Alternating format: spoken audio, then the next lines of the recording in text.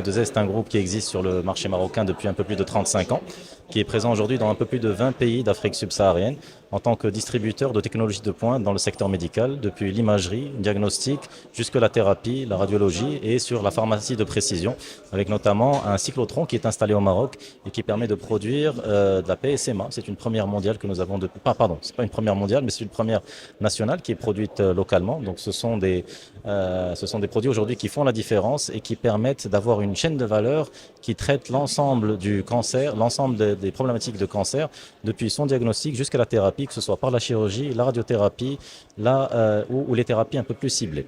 Donc aujourd'hui, le robot fait partie de cette continuité en termes d'intégration des chaînes de valeur thérapeutiques. Donc le robot, c'est un robot qui se veut mini-invasif. Donc l'objectif étant de réduire au maximum les ouvertures donc, au niveau du corps humain. Donc ce sont tout simplement 3 ou 4, on va dire, orifices qui sont perforés au niveau du corps et qui permettent donc d'améliorer en quelque sorte assez rapidement le temps de convalescence, mais aussi la qualité de l'acte chirurgical de par la précision qui est donnée justement par ces outils, notamment des caméras immersives et un système de visionnage en haute définition. C'est un dispositif aujourd'hui qui se veut assez complexe, mais qui commence à se démocratiser progressivement. Donc aujourd'hui au Maroc, la technologie chinoise que nous commercialisons, Medbot de Toumaï, est présente depuis mars 2024.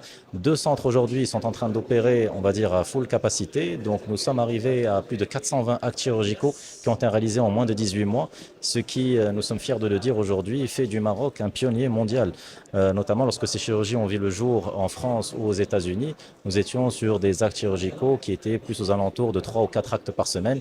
Aujourd'hui, nous sommes sur plus de 3, des fois même 3 actes chirurgicaux réalisés au niveau d'une seule journée. Donc ça dénote à la fois la qualité des chirurgiens marocains qui font majoritairement partie de la diaspora marocaine et qui reviennent au niveau de leur pays pour servir cette cause qui est là au service du patient d'une part, mais aussi d'autre part, ça dénote l'efficacité que nous avons actuellement au niveau des blocs opératoires et la qualité de la gouvernance qui est mise en place au niveau des différents partenaires auprès desquels nous avons installé ces robots. Alors, quel est l'avenir pour la robotique au Maroc? Aujourd'hui, nous sommes sur le tissu mini-invasif. Vous aurez peut-être par la suite, vous aurez le loisir de voir que nous sommes potentiellement aussi dans l'orthopédie. L'orthopédie, c'est aussi une chirurgie qui peut être assistée par robot.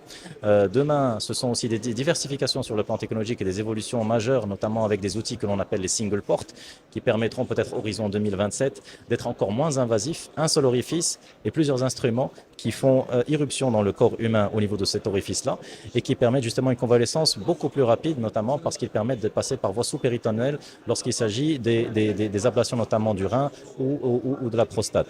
Donc ce sont aujourd'hui des choses que nous mettons à la disposition des chirurgiens pour qu'ils puissent continuer à faire la différence et apporter aux Marocains la meilleure qualité des soins.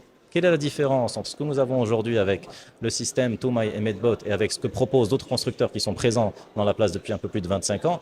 Tout simplement, c'est cette notion de téléchirurgie et de télémentoring.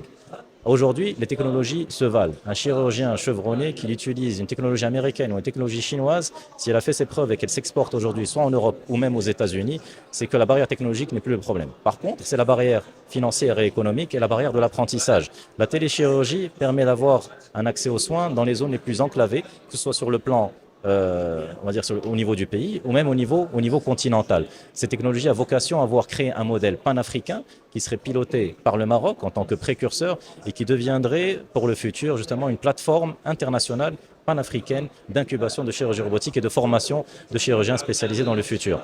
La téléformation aussi importante pour former des gens. Aujourd'hui, avec le module de téléproctoring, nous avons la possibilité de donner un accès à la formation à une population beaucoup plus élargie. Avant, il fallait que les personnes se déplacent, qu'elles puissent assister sur place. Aujourd'hui, il faut tout simplement que nous installions une console secondaire au niveau d'un second pays, plus une connectivité qui se fasse par la 4G ou encore même par la fibre optique, ce qui a parfaitement fonctionné lors des téléchirurgies qui ont été faites au niveau de Lyon, au niveau de Tanja, et qui a même été utilisé dans le cadre du record mondial qui a été fait par le Maroc à plus de 11 000 km entre Shanghai et Casablanca. Donc aujourd'hui, c'est un outil, c'est une plateforme que nous, en tant que partenaires distributeurs, nous mettons à la disposition des experts. Notre objectif, c'est de continuer à la servir au mieux, d'augmenter le maillage sur le plan territorial, d'augmenter aussi notre présence sur le plan régional africain et faire du Maroc, à travers ces technologies, un acteur majeur dans le développement de la chirurgie mini-invasive au niveau du continent africain.